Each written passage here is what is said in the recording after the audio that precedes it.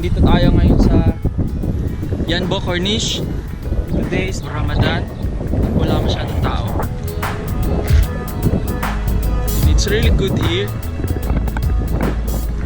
Mahangin. So this is my third Ramadan in Saudi Arabia. Better at this year because pag nasa Jeddah ka kasi or sa Riyadh, pagka Ramadan sobrang mainit.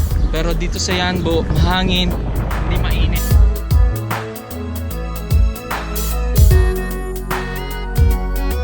Daming uwak. So guys, hello. Very beautiful place. English. Siguro ito na yung umpisa. Used to talk with the camera anywhere, everywhere, anytime. So by the way, nandito tayo ngayon sa Yanbo Corniche. 4 hours, 6 hours from Jeddah.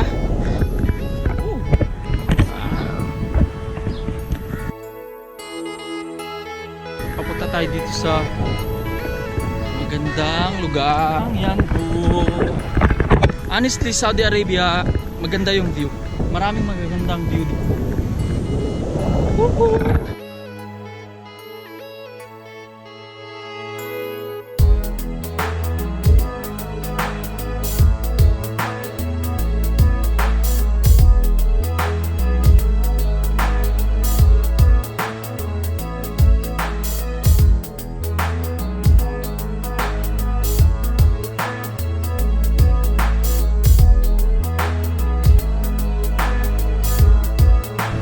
Hard for me to off the camera. It's very open.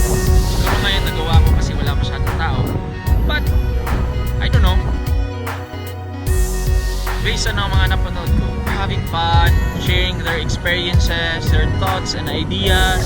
And that's a challenge for me because I have these difficulties of expressing my thoughts. I'm not a good speaker. Papunta tayo ngayon sa kabilang side. Try natin. Try kong magsalita doon banda sa may mga tao. Ang mahirap, pagkaharap ko na yung camera, hindi mo na alam kung anong sasabihin mo. Siguro sa umpisa, biglang masyadong seryosohin, baka ma-stress.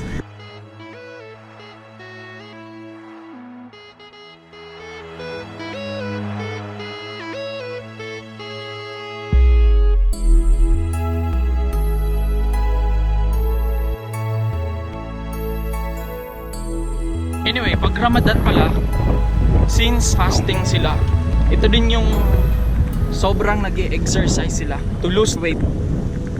Trivia lang, para may masabi lang.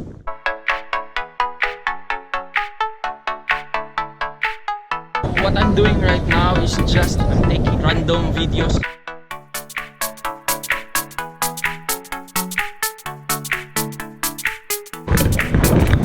Napakagandang lugar.